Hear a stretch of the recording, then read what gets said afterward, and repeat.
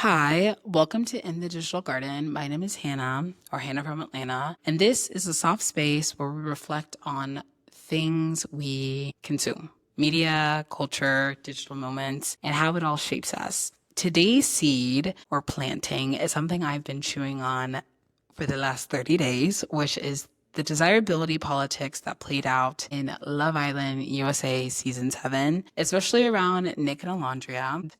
That is our starting point for this episode. But first, let's ease in with my sunlight and rainfall moments for this week. So, my rainfall moment for this week would have to be I'm moving. I have been living in Atlanta for the summer and my lease ends next week. So, I wouldn't say I'm sad completely, but I think it has been very fulfilling and very rewarding to take that leap of independence, and I've loved it. It has been really, really fun, and Love Island has been the biggest joy of this summer, and especially living with my roommate. So that would be my rainfall moment because I just have to start packing, letting go, decluttering. But the high this week would have to be starting this podcast. I have been really wanting to just talk about this topic, and I've been wanting to start this podcast, and I thought this would be a great intro episode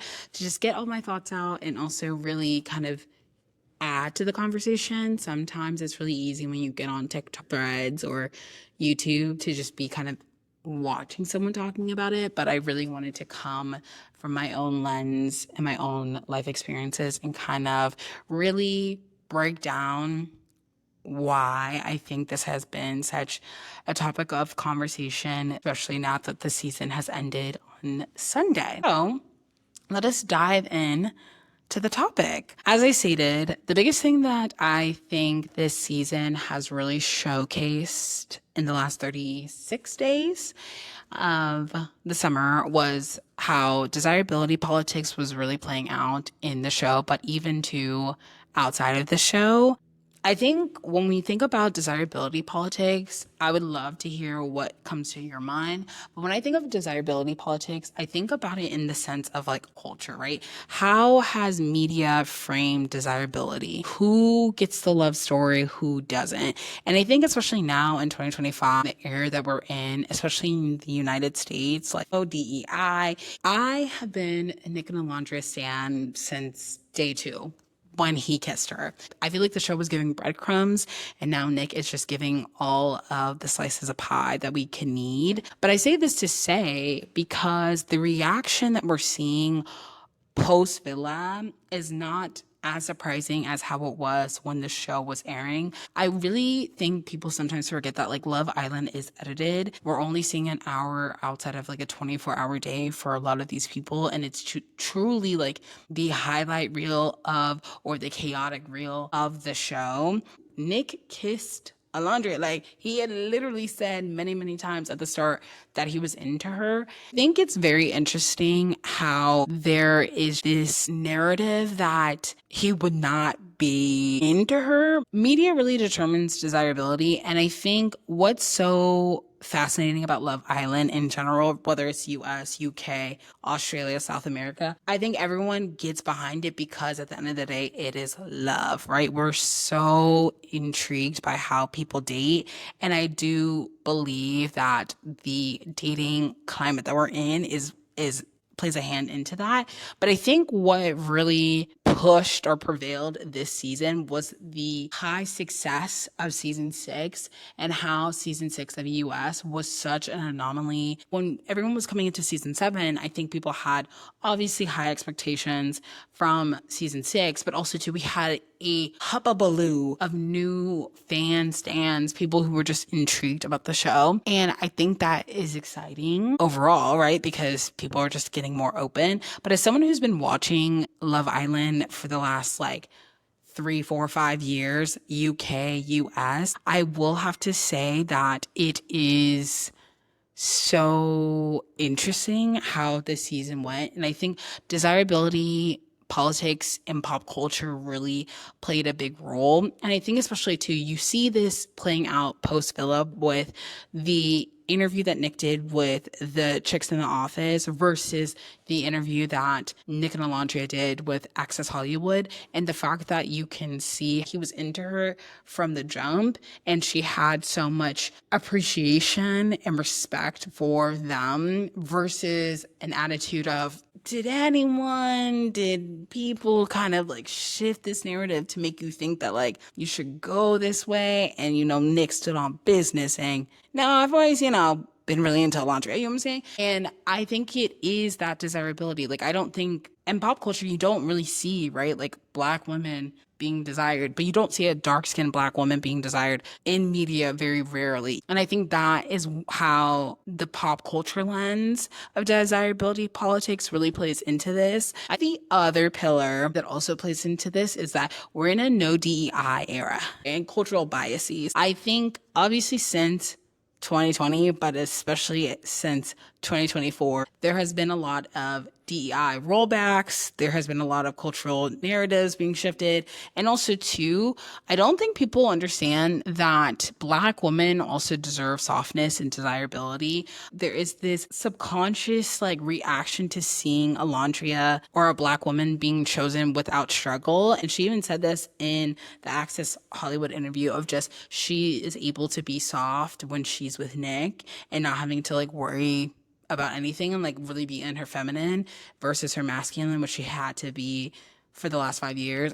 I truly think you should go where you're loved. And if that's with a Black man, cool. But if it's not, go where you're loved because you have one life. I also just think Black women don't deserve to suffer. I don't think we came into this world to just suffer. A lot of people were just not believing that there was a way. And I do think the show was edited maybe to have those little bite-sized breadcrumbs of them. But I think even towards the end, you could really see that this was a real thing, which leads also into the final pillar of this whole desirability politics, which is pandemic dating and projection culture. I will stand 10 toes down that I truly believe that the pandemic really shifted many things in our society, but I really think it shifted a lot around dating and our dating standards and how we communicate, but also to how things play out.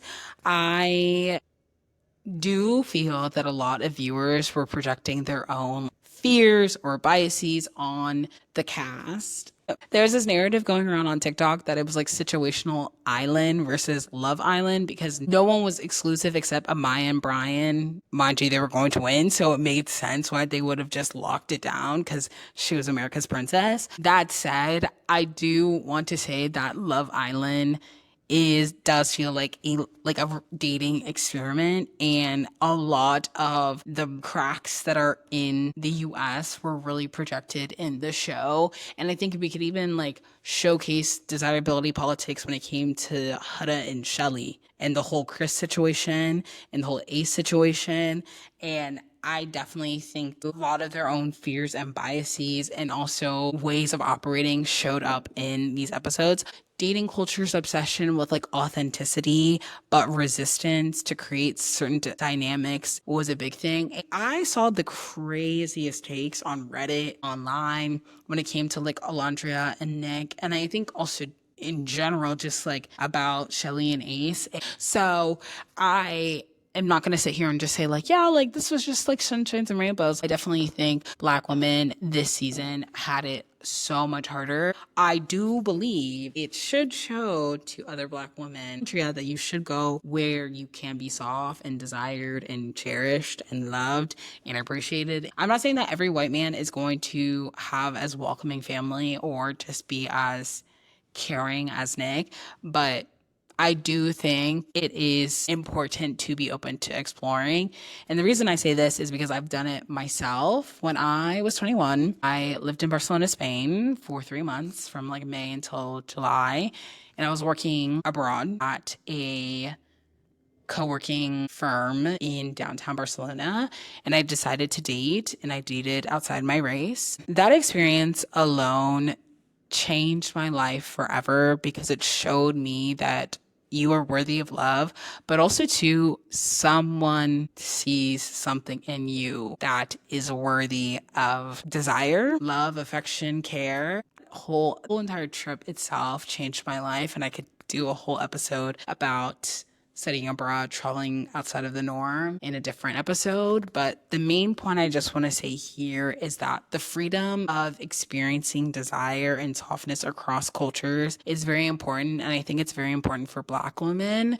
And it will really open your eyes to what is possible. Am I saying that you need to marry said person? No, like that is up to you and your walk of life. I do think it is something Black women should be open to if it is their choice, right? I'm not going to push you to do it, but I think it's something you should try at least once.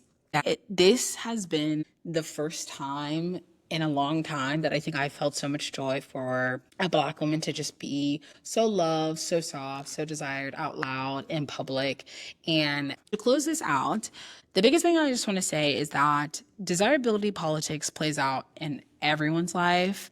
I think for Black women, it plays out more, but I think we're seeing it in real time with Nick and Olandria. What I hope this moment reflects back to us is that you deserve to be desired, you deserve to be loved, you deserve to be soft. And it might take 3 chances for you to realize that this is the one, or this is something I should try. Trying is better than not, because at the end of the day, when it comes to dating, when it comes to anything, when it comes to meeting new friends, putting yourself out there, doing a job, applying for a new job, like you're going to face some form of rejection. But I really hope this episode really helped you kind of reflect on what narratives are you consuming that affect your sense of desirability. I want you to remember that your softness and desirability do not need to be debated.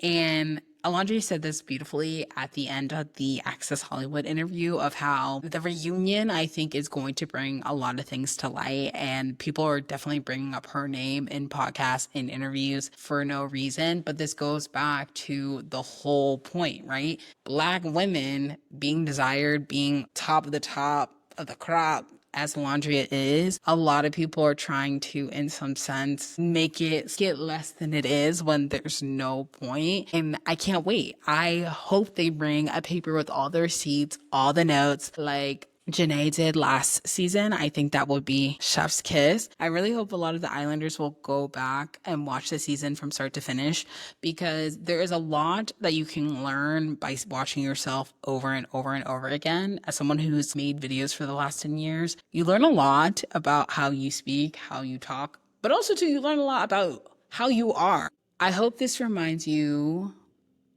Black woman, you can be loved, you can be soft, and you can be appreciated in all aspects of who you are, and you deserve it.